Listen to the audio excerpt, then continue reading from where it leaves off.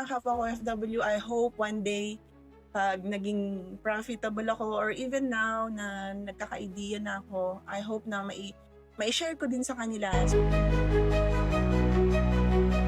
I'm Aiza de Guzman. I was a former OFW for 14 years in Hong Kong. Domestic helper turned family driver doon.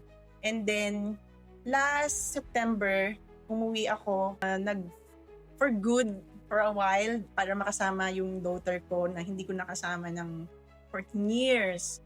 So now, nandito ako sa Pilipinas, nag-venture ng kung ano yung pwede kong gawin na pagkakitaan kasi 'di ba as an OFW, mahirap talagang mawalay sa family. So that's the time on na pag nakukwento ko pa lang siya na natatouch na ako.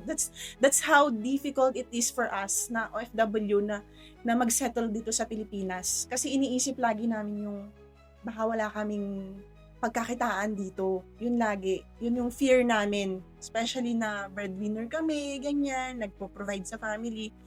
So, yun. Yun yung ko ngayon dito sa Pilipinas. And for good ako as an OFW. Very positive kasi yung environment.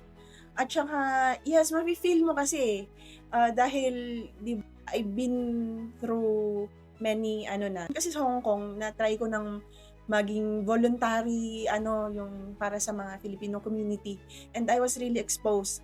Kaya yung exposure ko dito, na-feel ko talaga yung positive vibe.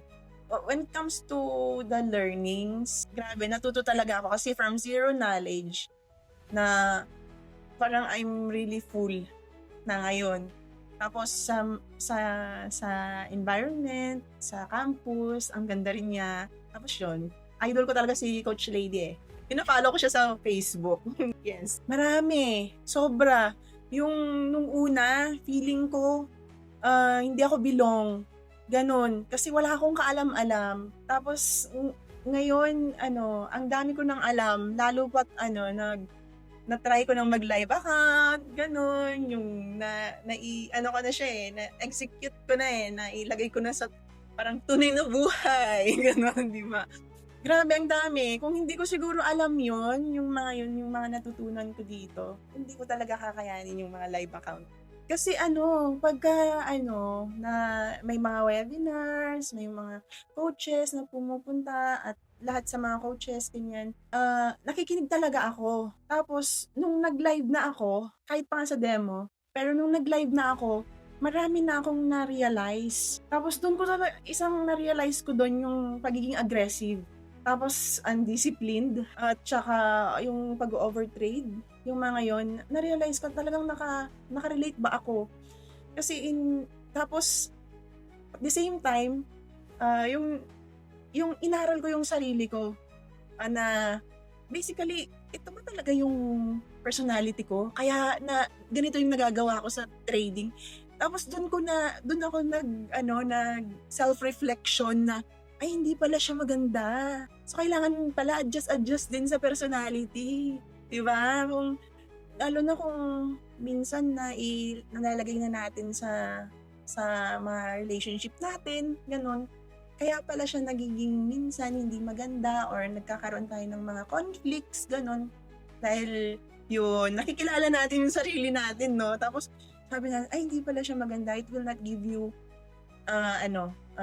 bountiful life. As graduating, parang ayaw ka mag-graduate eh. Kulang na lang ayaw mag-graduate, no? Kasi gustong-gusto mo pa na may nakakausap ka, meron kang pagsasabihan. Tapos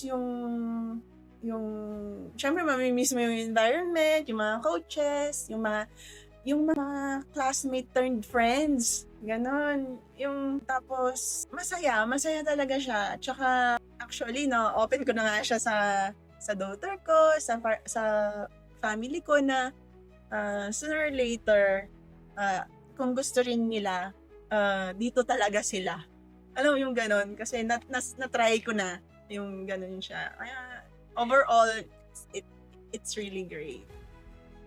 Being an OFW, grabe. Sobrang relate ako sa mga sa mga kapwa ko OFW. And I'm really sure na naghahanap din sila ng let's say side hustle or iba pang pwede nilang pagkakitaan when they come home. Yun, I really want them to learn about this. Kasi hindi habang buhay talaga na pwede silang nandoon. At saka malungkot na may kasama din namang saya pag na-enjoy mo yung stay, pero pag naiiwan kasi dito yung family, dun ka talaga mag-iisip kung paano ba ako makakaalis dito. Yung ganon. Tsaka, mga kapwa ko OFW, I hope one day, pag naging profitable ako, or even now na nagkaka-idea na ako, I hope na mai-share ko din sa kanila, especially my friends, yun. Tsaka community, ng mga Filipino community abroad, and especially sa family. Unang-una talaga yung family, para meron din silang ilulook forward. Yes. I'm Aiza de Guzman, LTA graduate, batch number 18. Don't just watch others succeed in the market, be part of it. Enroll now at Legendary Trading Academy and start your journey today.